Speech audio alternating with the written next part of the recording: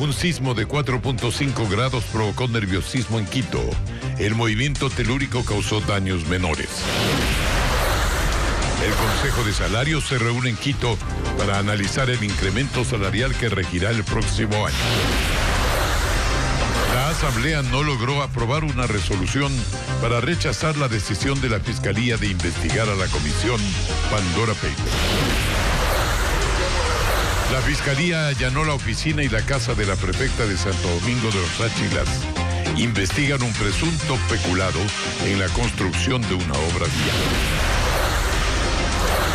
Aumentó a 65 el número de reos asesinados en la última masacre en la penitenciaría del Litoral. 11 de las víctimas faltan por ser identificadas. Las noticias en Televistazo con Alfonso Espinosa de los Monteros.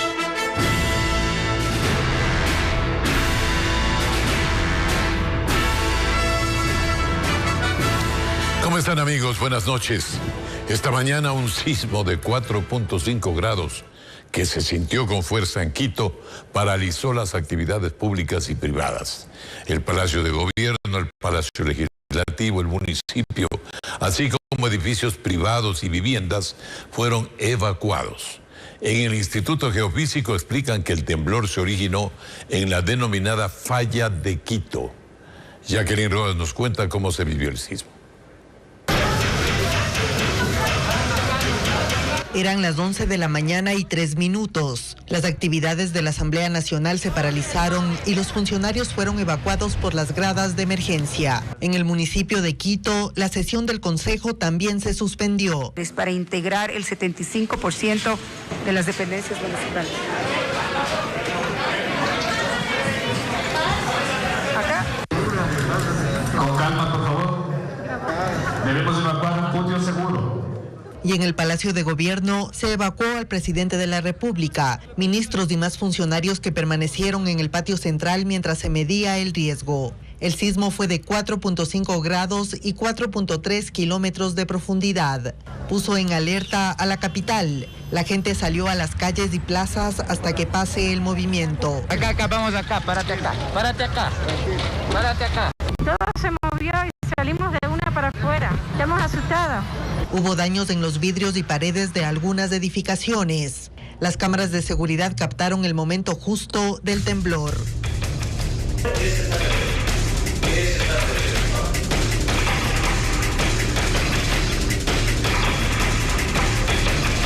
En el hospital Carlos Andrade Marín se cayó parte de la cubierta de las áreas administrativas y se suspendió la atención de cirugías y consulta externa, mientras a la altura del peaje Guayasamín, Alexis pasó un buen susto cuando una roca cayó sobre su auto. Empezó a temblar toda la montaña, o sea, las piedras empezaron a caer y yo en mi desesperación me puse en la parte de adelante porque no sabía dónde salir corriendo, simplemente que el auto aguantó el impacto. En el Instituto Geofísico monitorearon el sismo. Su directora explica dónde y por qué se dio. Bueno, nosotros vivimos sobre una falla, la falla de Quito, que por supuesto nos hizo a todos sentir claramente el movimiento. Este sismo es relativamente superficial y está localizado 5 kilómetros al noreste de Tumbaco, un poquito más al sur de la pista del aeropuerto de Quito. Resalta que en varios sectores se aplicaron los planes de evacuación y se reaccionó de forma correcta. Los daños de infraestructura fueron menores y no hubo registro de personas heridas. Y esta tarde comenzó la segunda reunión para intentar definir cuál sería el salario básico unificado para el próximo año. Empleadores y trabajadores discuten el monto según la situación del país. Byron Andino nos presenta las declaraciones de los representantes de esos gremios. Desde 2012 que no ha habido acuerdo entre empleadores y trabajadores para fijar el monto del sueldo básico unificado. Por ello, desde este martes en la tarde, se instaló la segunda reunión convocada por el Consejo de Salarios para un nuevo intento. Los obreros ratifican sus aspiraciones. Arribar a un salario digno. Las condiciones que se han generado en el mundo, las crisis económicas no han permitido y justamente somos los trabajadores los que tenemos que pagar estas injusticias, si cabe el término. El sector sindical no propone un aumento específico, Sin embargo, espera una propuesta coherente del gobierno, según manifiestan, con la realidad del sector trabajador. O anticipando la oferta del señor presidente de la República, $100 en 4 años. Los empresarios también han hecho sus observaciones a ese ofrecimiento. Si bien hay un compromiso presidencial de campaña, también ese compromiso estaba ligado a una reforma laboral. Y esa reforma laboral estamos todavía en pendiente de ver qué pasa en la Asamblea, porque en la ley de creación de oportunidades se quedó trunca. Lo que se han marcado son las posturas por parte del sector de los trabajadores, obviamente. Estamos en la línea de lo que el pueblo ecuatoriano decidió en febrero del 2021, que son $500 como salario básico unificado en los 4 años, ¿no? Entonces, si no hay un acuerdo entre trabajadores y empleadores, la resolución sobre cuál será el salario básico de 2022 queda en manos del gobierno. Monto que desde el 2020 ha sido de $400. Los representantes indicaron que la reunión se suspendió y se reinstalará el próximo martes. Pero después está un directo. La Fiscalía allanó hoy la oficina de la prefecta de Santo Domingo de los Áchilas como parte de la investigación por un presunto peculado. Hay pocos detalles acerca del proceso sobre el que las autoridades solo se han pronunciado a través de redes sociales. Nos dice María Cecilia Largacha. Era las 10 de la mañana cuando comenzó el operativo. Delegados de la Fiscalía llegaron con una orden de allanamiento que, desde la prefectura, decían que solo servía para registrar el despacho de la prefecta, no el edificio entero. Ya ingresaron a esas oficinas administrativas y financieras sin tener una orden judicial. Desde ya se está violentando las garantías al debido proceso. Los delegados de la Fiscalía no se pronunciaron durante la diligencia, pero la institución sí lo hizo a través de su cuenta de Twitter. En ella se publicó que el allanamiento se hizo en busca de indicios relacionados con un posible peculado y que se analiza la documentación relacionada a la construcción de una obra vial sin especificar a qué obra se refiere. En un tercer tuit se dice que, como resultado de los allanamientos, se incautó documentación relacionada con el hecho investigado. El procurador síndico de la prefectura asegura que se trata de una persecución. Un proceso aparentemente político para el 2023 y lo que se pretende precisamente es de desgastar a ciertas figuras que pueden ser virtuales ganadores en el próximo proceso. Se conoció también que la prefectura no fue el único inmueble allanado, que hubo uno más. El inmueble que se encuentra ubicado en la avenida Río Lely, avenida Quito y avenida La Lorena, urbanización Vista Hermosa, casa número 3, que entiendo sería el domicilio de la señora prefecta. No hubo personas detenidas. La prefecta, Joana Núñez, no se encontraba en su despacho en el momento del allanamiento. Y respecto a este tema, la prefecta de Santo Domingo, Joana Núñez, se pronunció en una rueda de prensa. La autoridad provincial señaló que habrá total apertura para que la Fiscalía investigue los contratos por la ampliación de un tramo de la vía Aloac Santo Domingo. Aquí está un extracto de sus declaraciones. Vamos a colaborar con todo lo que necesite la Fiscalía. ¿Por qué?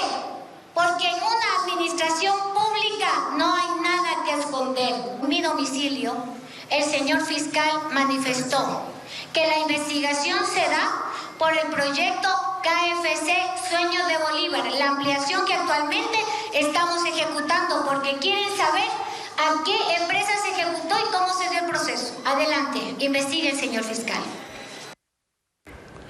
Saldrán de prisión personas privadas de libertad con ciertas enfermedades graves y otras que estén en la cárcel por contravenciones de tránsito menores.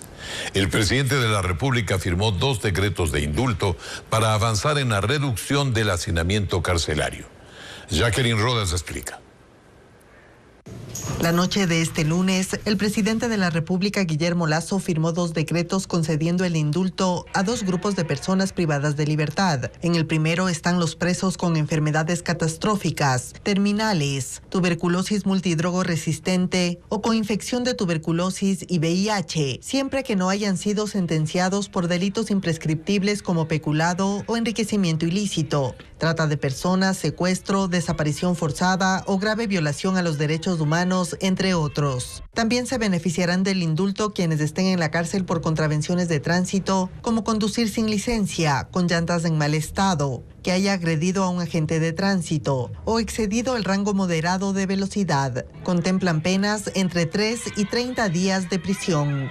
En ambos decretos, el presidente aclara que el indulto no perdona las multas o reparaciones a las que fueron sentenciados. Aún no se conoce el número de presos que dejarán las cárceles. En el Servicio de Atención a Privados de Libertad SNAI, indicaron que al momento cruzan información para tener el dato definitivo. A 65 subió la cifra de presos asesinados en la última masacre en la penitenciaría del Litoral. De ellos, 11 aún faltan por ser identificados, pues son cadáveres que están calcinados y mutilados. Merlin Ochoa ingresó al laboratorio y nos explica cuál es el proceso que se está siguiendo. Ingresamos hasta el Laboratorio de Medicina Legal y Ciencias Forenses de Guayaquil. Ahí se confirmó que la cifra de muertos que dejó la última masacre registrada en la penitenciaría del Litoral subió a 65.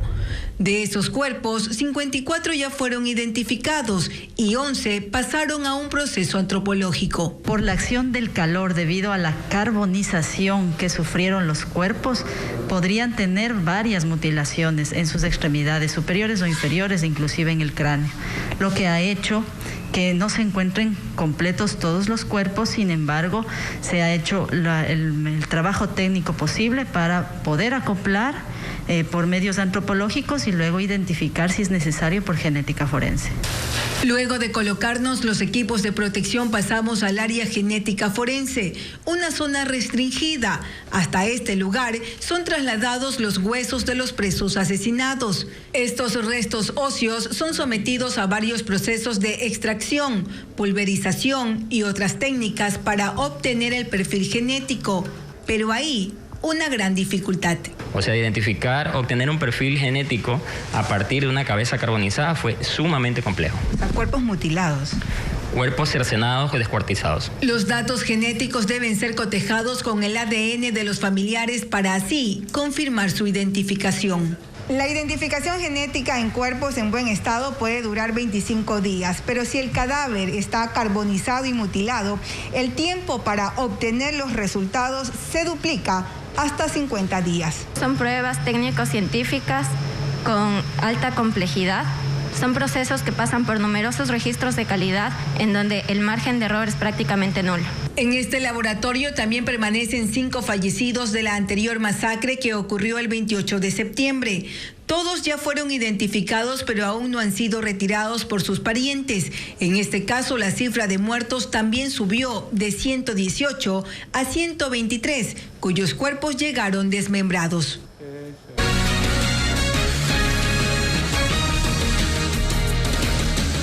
El Pleno de la Asamblea descartó un pedido para rechazar la acción de la Fiscalía en torno al informe Pandora Papers. Ante una denuncia por falsedad ideológica, la entidad inició la investigación y varios legisladores consideraban esto como una intromisión.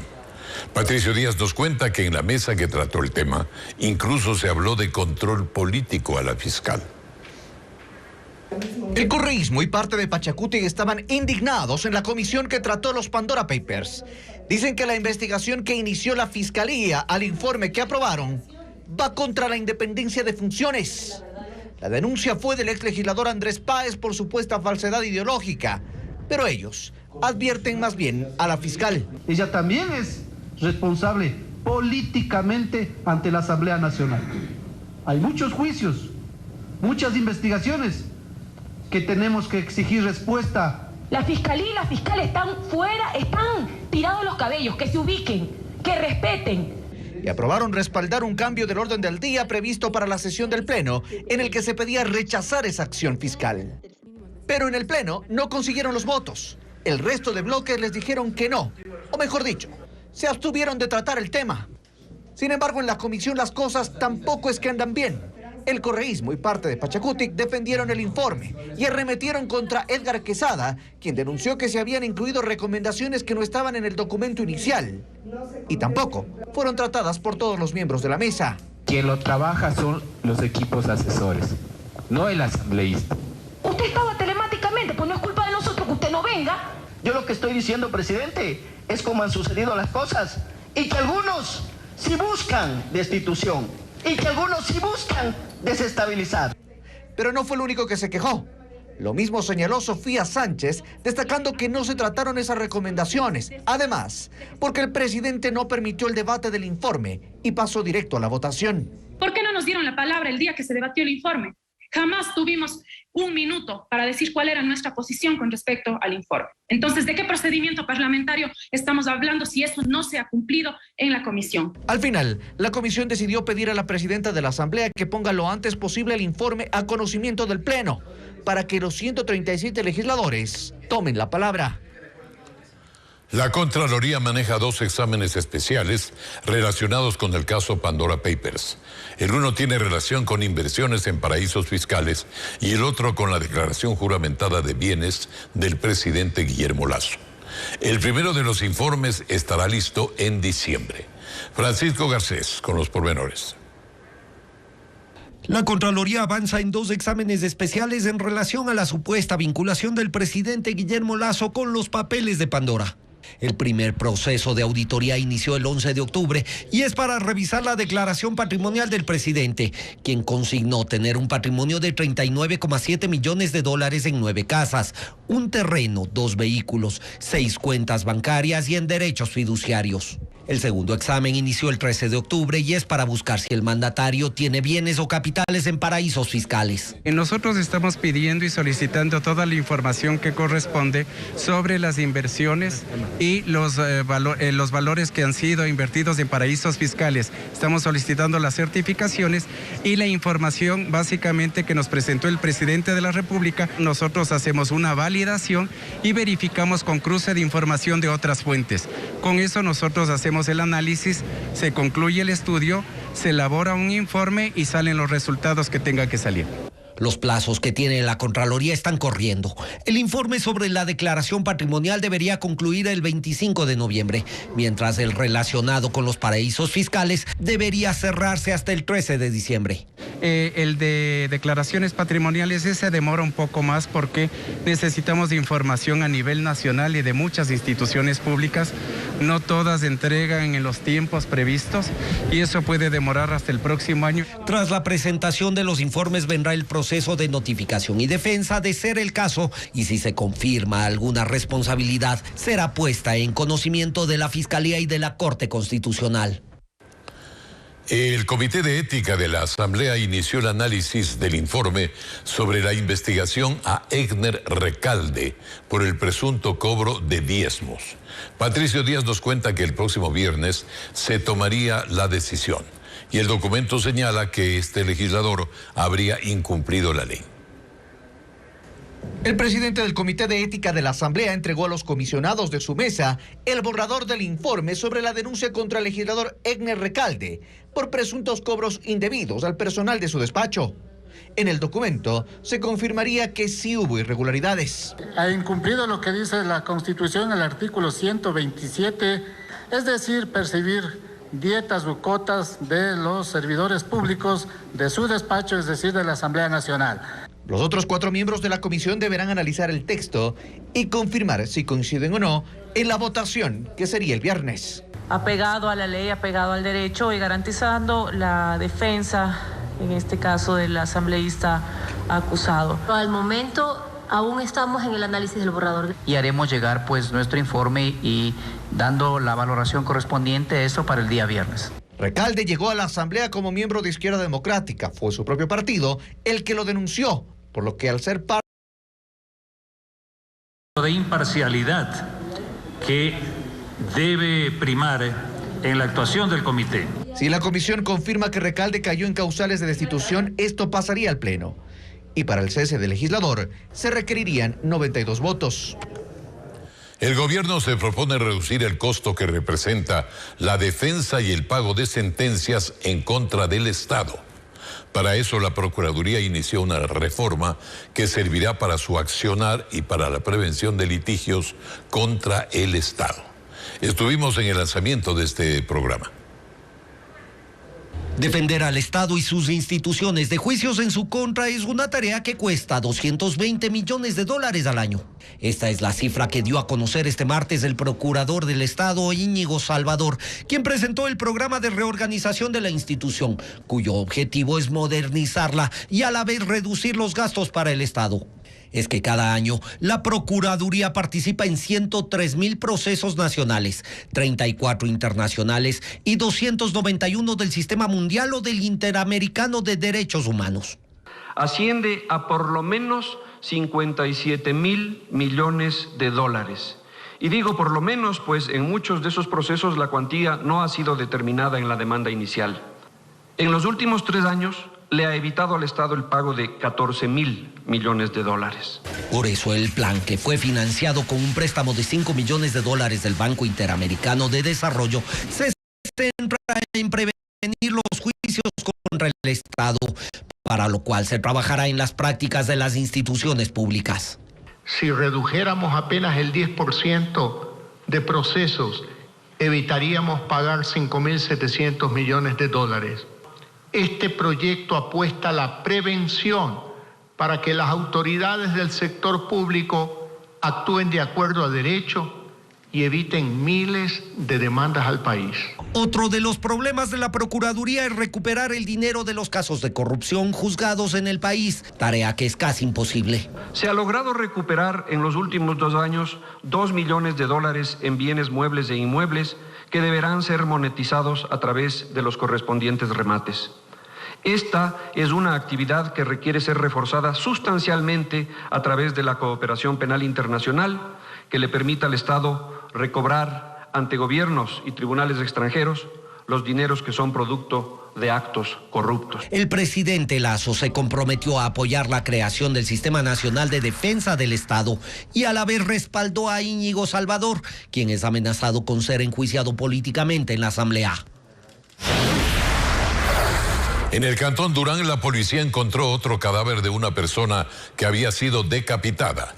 El hecho ocurrió en una zona industrial de esa localidad de Guayas, donde ayer también encontraron el cuerpo de un hombre sin su cabeza. Diego Cuenca nos informa que los hallazgos se realizaron en menos de 24 horas. El hallazgo ocurrió este lunes en la vía Durán-Tambo en Guayas. Ahí la policía encontró un cuerpo en estado de descomposición que fue abandonado en un terreno baldío. La víctima aún no ha sido identificada. Sin embargo, aquí en el lugar donde ocurrió el macabro hallazgo aún hay rastros de un acto criminal. Con esta manta y plástico negro envolvieron el cadáver y a un costado, dentro de un saco de yute, encontraron su cabeza.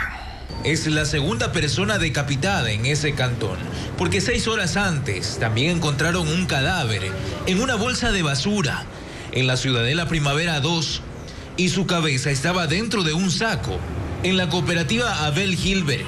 El comandante zonal de la policía explicó por qué ambas víctimas fueron asesinadas. Las 2 muertes violentas en Durán es por territorio, entre 2 bandos delictivos que se están peleando ahí por el sector del Cerro de las Cabras. Así ya suman 596 muertes violentas en lo que va del año en Guayaquil, Durán y San Borondón. Sin embargo, el informe de resultados del estado de excepción en Guayas señala que hay una ligera disminución. El indicador de los homicidios intencionales, muertes violentas, dentro del estado de excepción ha venido cayendo. Alrededor de, específicamente si comparamos 30 días de estado de excepción con antes de estado de excepción, alrededor de un 10%. No es dato que celebrar. Y así el estado de excepción continúa en medio de la violencia que no frena en Guayas, la zona más violenta del país.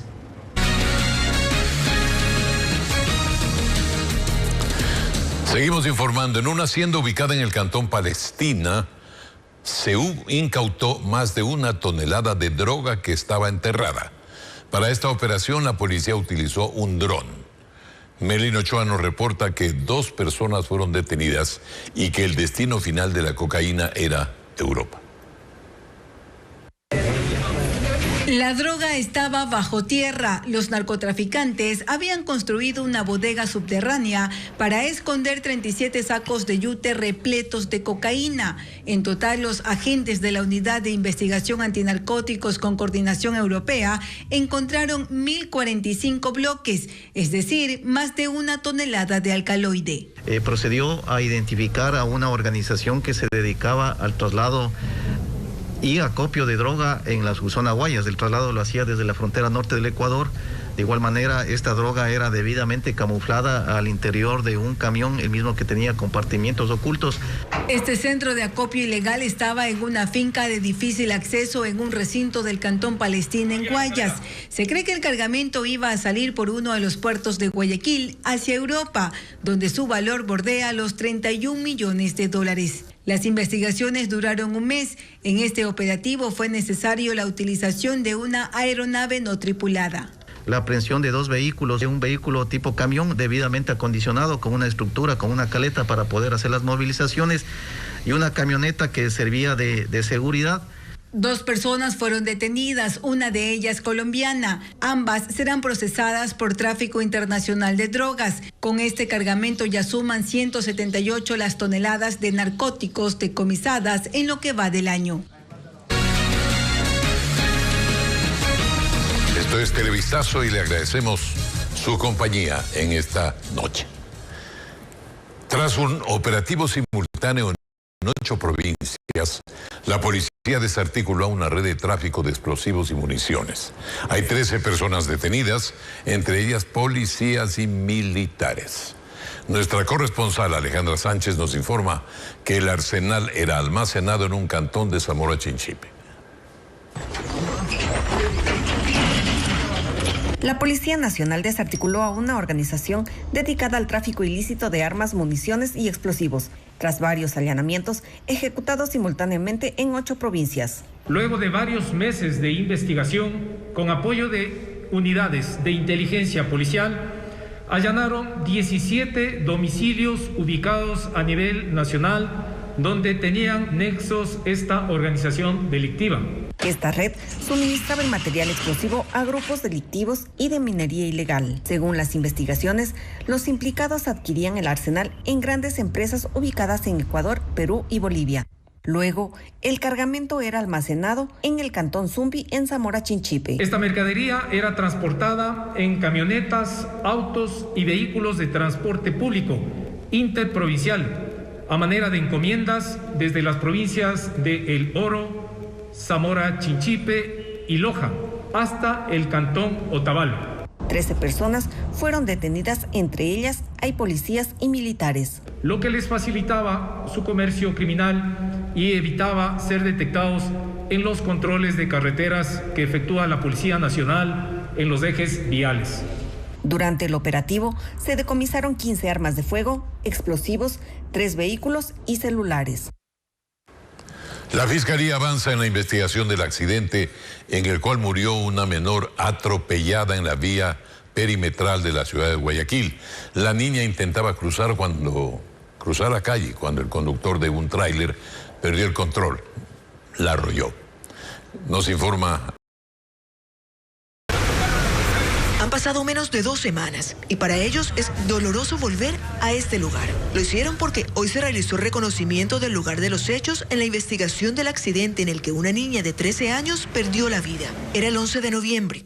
En las imágenes se ve a la pequeña intentando cruzar la calle, cuando de pronto un tráiler se sube al parterre y la embiste. Segundos después, la carga se desploma y aplasta también a un auto que estaba esperando en el semáforo. Uno de los ocupantes alcanzó a salir. Los otros 2 quedaron atrapados, pero sobrevivieron. Y hoy llegaron también a la diligencia judicial.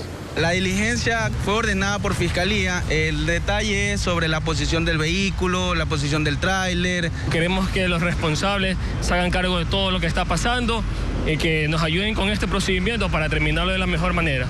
Cuando dice los responsables se refiere al chofer del vehículo que está detenido y a la empresa que lo contrató. Les preocupa que ningún representante de ese lado de los acusados se haya hecho presente en la diligencia de hoy. Tienen un seguro, usted sabe que los traileros tienen seguro, no se han hecho presentes. Lo que queremos es que se solucione de mejor manera. El chofer del tráiler seguirá detenido mientras dure la instrucción fiscal y se enfrenta a una posible pena de entre 3 y 5 años de cárcel. La contratación para el proyecto del dragado del río Guayas tiene luz verde por parte de la Contraloría General del Estado. Así lo confirmó la prefecta de la provincia del Guayas, quien señala que empezarán a recibir las ofertas para cumplir con esta obra que estaría lista en aproximadamente 3 años. Fue la Contraloría General del Estado la que aprobó el informe para la contratación del proyecto del dragado. Con ese visto bueno se realizaría la extracción de sedimentos en los alrededores del islote El Palmar, en el río Guayas, por un valor de 44 millones de dólares.